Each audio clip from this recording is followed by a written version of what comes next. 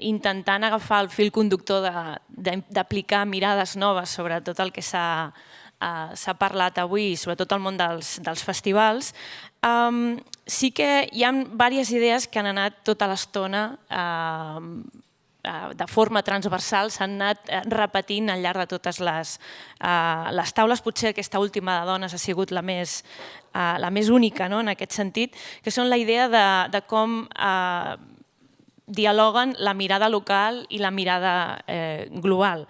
I en aquesta mirada global, com cada un dels festivals no pot perdre la seva pròpia essència i la seva pròpia singularitat. Hem vist la primera taula sobre aquests 3 petits festivals, petits entre cometes, en com cada un d'ells ha aconseguit trobar la seva singularitat a base de superar reptes per manca de pressupost o per falta d'altres recursos, també incorporant elements que puguin ser útils per l'entorn i sobretot l'entorn més immediat.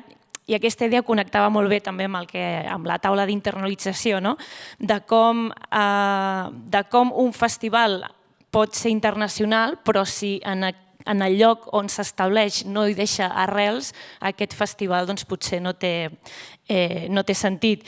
I també una idea interessant és com una manera que tenen aquests festivals d'evolucionar.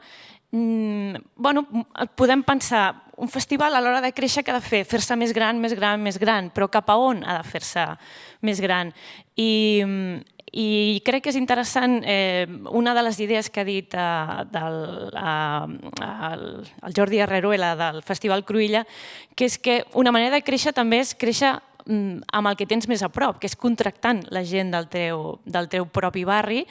I en aquest sentit, aquestes dificultats de créixer en l'entorn més immediat és una de les coses que també s'han anat repetint al llarg de les taules. Moltes vegades tenim aquesta mirada de com podem estar presents al món, però potser és més important deixar una arrel ben sòlida al nostre voltant perquè això deixa un llegat que fa que el festival pugui ser molt més...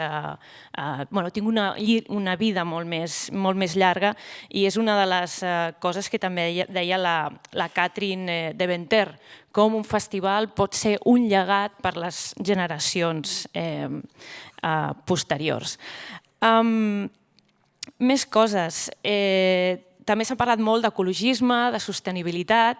La taula del festival, on ha estat el Festival Cruïlla, el Vida i l'Esperanza, potser ha sigut el més polèmic en aquest sentit, cosa que fa que tot aquest acte encara tingui més sentit, perquè si hi ha diferències d'opinions i festivals que potser no es comuniquen prou els uns amb els altres, doncs una plataforma, un lloc de trobada és encara més necessari. I em quedaré amb les opinions de l'Òscar Pando, de l'Esperanza, que parlar de sostenibilitat ja no és una via, perquè és un concepte obsolet, sinó que s'ha de parlar de regeneració. I això connecta molt amb el que deia també el Ricard Robles, que hem de ser conscients que els festivals són part del problema, però podem ser també part d'aquesta solució.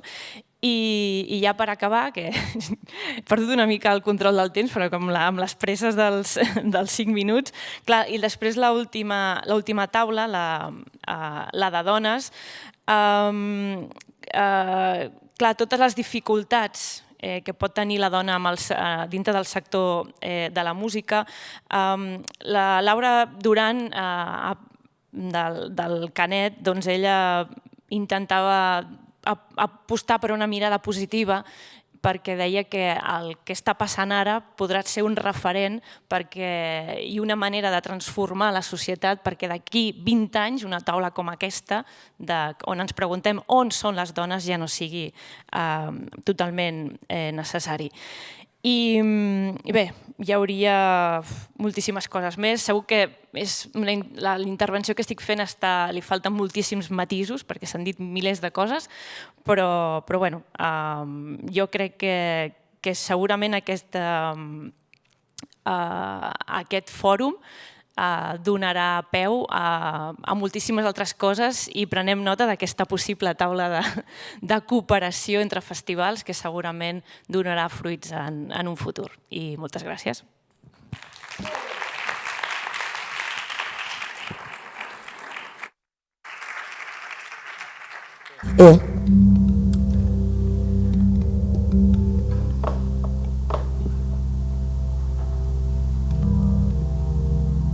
Escric d'entre les lletges, per a les lletges, les velles, les camioneres, les frígides, les mal follades, les infollables, les histèriques, les tarades, per a totes les excloses del gran mercat de la tia bona.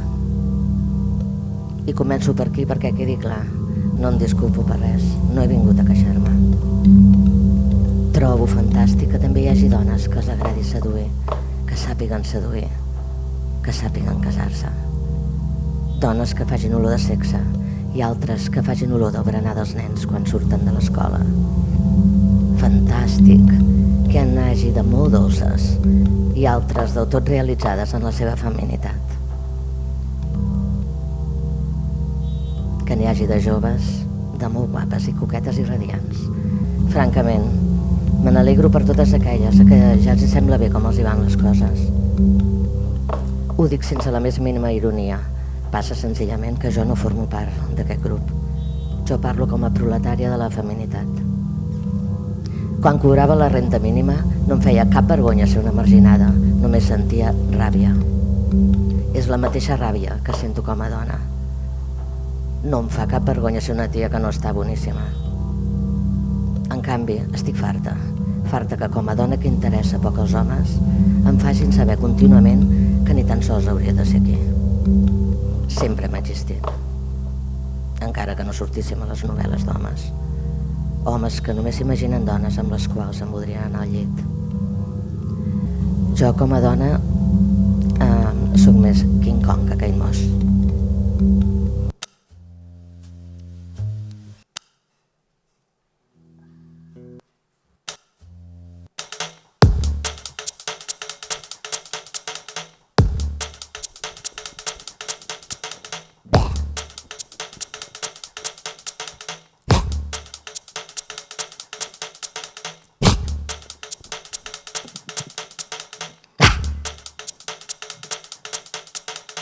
Escric des d'aquí, de part de les invendibles, les retorçades, les que porten el cap rapat, les que no saben com vestir-se, les que tenen por de fer pudor, les que tenen les dents podrides, les que no saben com muntar-s'ho, aquelles a qui els homes no fan regals, les que follarien en qualsevol que volgués fer-s'ho amb elles, les més guarres.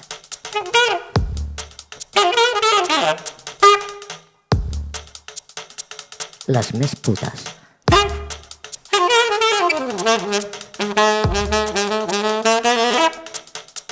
Les dones que sempre tenen el con sec, les que tenen panxa, les que voldrien ser homes, les que es creuen homes, les que somien en ser estrelles del porno.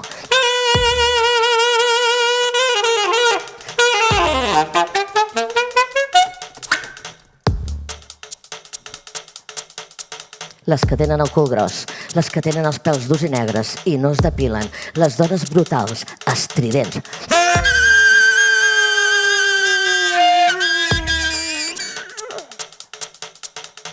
Les que trenquen tot el seu pas, les que no suporten les perfumeries, les que es posen els pintallavis massa vermells, les que estan massa mal fetes per poder vestir-se com unes calentorres, però se'n moren de ganes.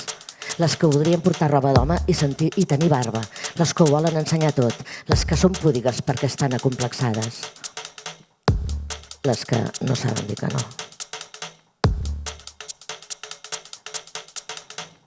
Les que les tanquen per tenir-les controlades.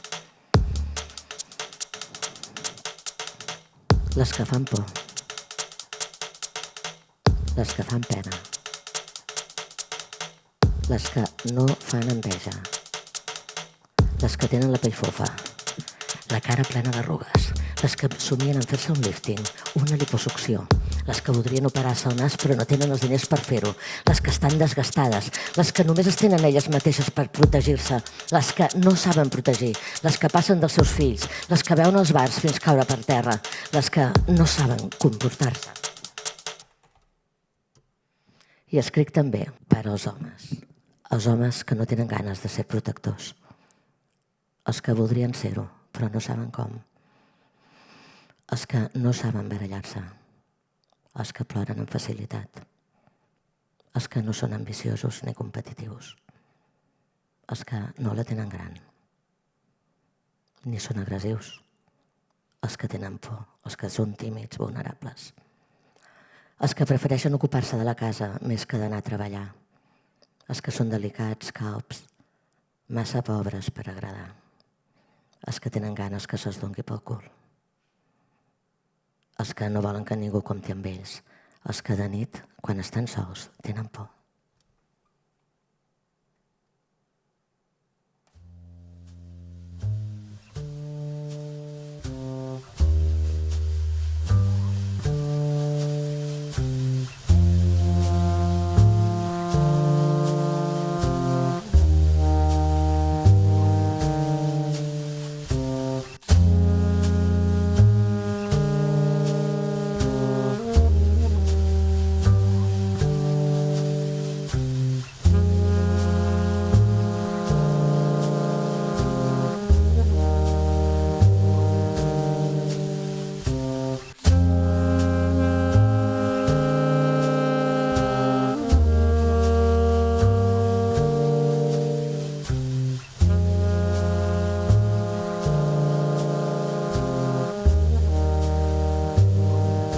Perquè l'ideal de la dona blanca, seductora però no puta, ben casada però no anul·lada, emprenedora però sense massa èxit per no eclipsar el seu marit, prima però no obsessionada amb el menjar, que es manté sempre jove però sense deixar-se desfigurar per la cirurgia estètica, mare realitzada però no desbordada pels buques o pels deures de l'escola, que s'ocupa de la casa però sense fer de criada, culta, però menys que un home. Aquesta dona blanca feliç que ens plantifiquen contínuament davant dels nassos, aquella a què hauríem de fer l'esforç de semblar-nos, jo no l'he trobada mai enlloc. De fet, estic convençuda que no existeix. El feminisme és una revolució, no un reordenament de consignes de màrqueting, no una promoció vaga de la fal·lació o de l'intercanvi de parelles. No es tracta només de millorar els nivells salarials. El feminisme és una aventura col·lectiva per les dones, però també pels homes i per tothom. Una revolució que està en marxa. Una manera de veure el món, una opció. No es tracta només d'oposar els petits avantatges de les dones als petits privilegis dels homes, sinó de dinamitar-ho tot.